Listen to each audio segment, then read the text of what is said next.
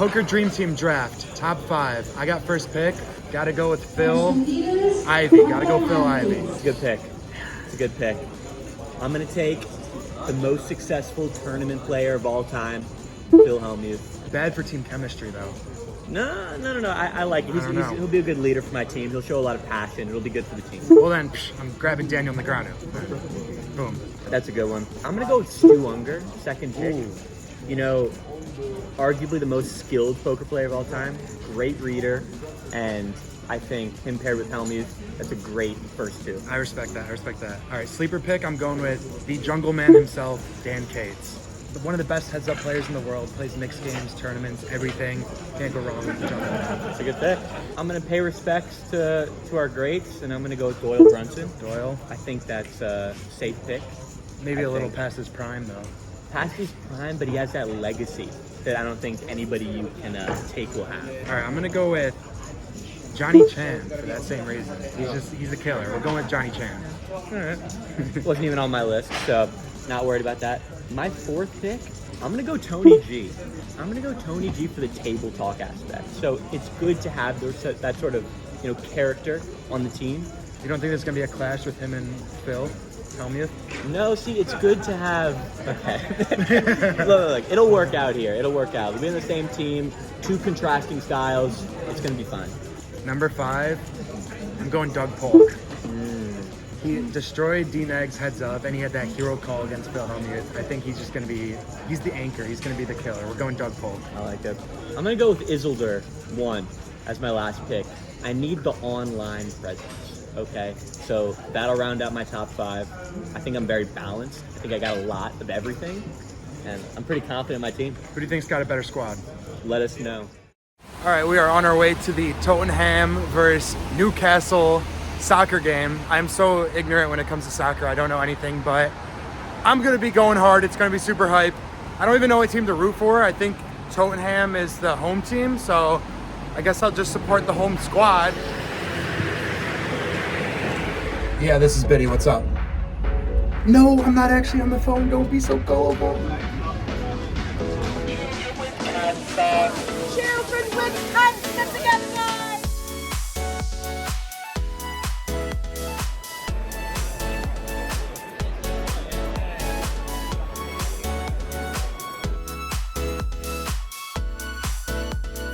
Gotta go with the fish and chips when you're in England. This soccer game was actually a ton of fun.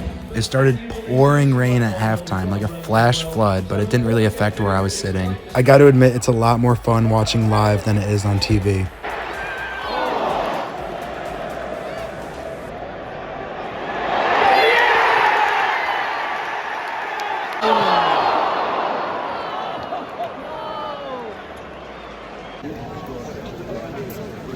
We took the L. The kid next to me was crying, but that's okay. It was a good game, 2-1. We'll get him next time. Let me give you a quick tour of the EPT venue because it is actually insane. It takes place at the Hilton Hotel in Park Lane. And after you take the fancy elevator up a floor, you'll find the high stakes room where some of the best pros in the world are battling it out. Then you got the main room where the larger fields are, with nearly 100 tables running 3 to 4 tournaments at once, including a breathtaking feature table where they run the live stream.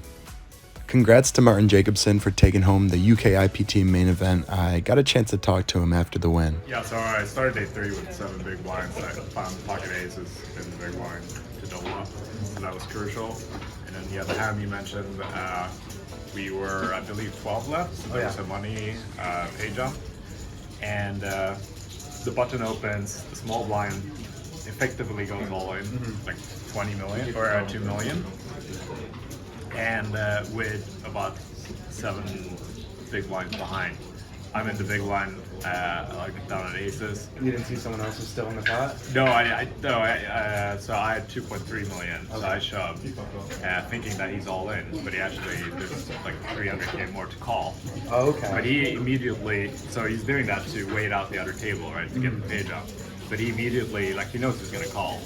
So I table my hand, and he, instead of looking at my hand, just happens that he looks away at the other table to see if there's action there. And someone tells me, hey, he's not all in. So I quickly turn it back over, and I only exposed him for like a half a second.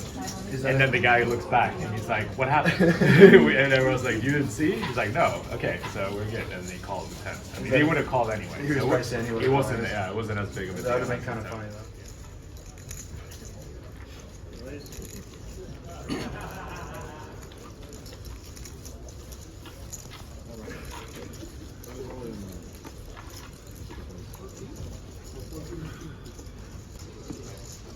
Call. Calling call. Nice.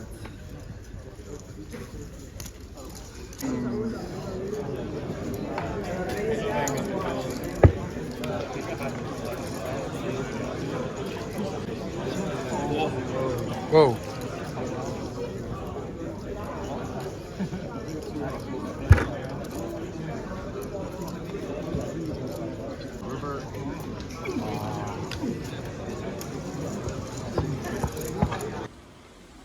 When the tournament started winding down, Phil and I decided to go to the Hippodrome in London and hit the tables ourselves. All right, Phil and I just got to the Hippodrome. We're gonna play some cash. What's your prediction on how much you're gonna make tonight or lose?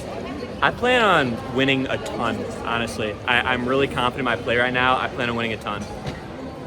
And I'm gonna win a ton as well. All right, what's your mood out of 10 right now? I'd say mine's like a 8.7. And I'm at a 10. I actually don't even see a reality where I lose money. all right, 8.7 and a 10 out of 10. We'll see how that is in a few hours. It's a sweet casino though.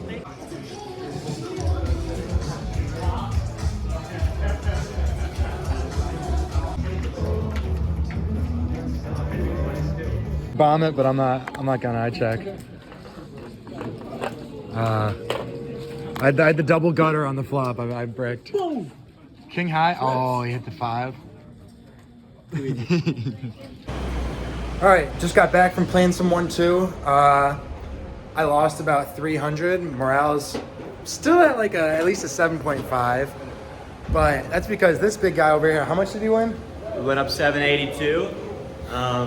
Yeah, I wasn't too happy with my play. Again, I knew it'd be winning day. I was hoping for more, but it was solid. All right, think of a notable hand while I tell this one. So Phil just absolutely stacked this one guy. He's super on tilt. He's in the small blind. I'm in the big blind. I have aces, and this guy over here limps the cutoff, and the guy in the small blind who's super on tilt goes to fold his hand, and he goes, nah, and he sticks in the $1. So I'm thinking, I don't want to play a heads-up pot against Phil, and I don't want to scare off this guy. So I also limp the aces, and it comes queen, 4-2 with 2 spades, and I bet $5 trying to get this guy on tilt to spaz out. Phil calls, and he does exactly that. He rips it. He raises to like $25. I slow play my aces, and I call. Then big guy over here like raises big over the top. What'd you make it like? 125. He makes it 125.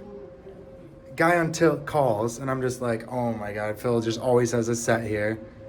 And I did fold, and he did have a set, and he took the rest of this guy's money. But that was a pretty exciting Yeah, game. that was good. Big hand for me. What about you? Any interesting ones? Biggest hand, full double up.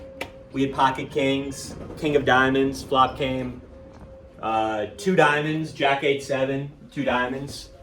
Turn was a 2 of diamonds.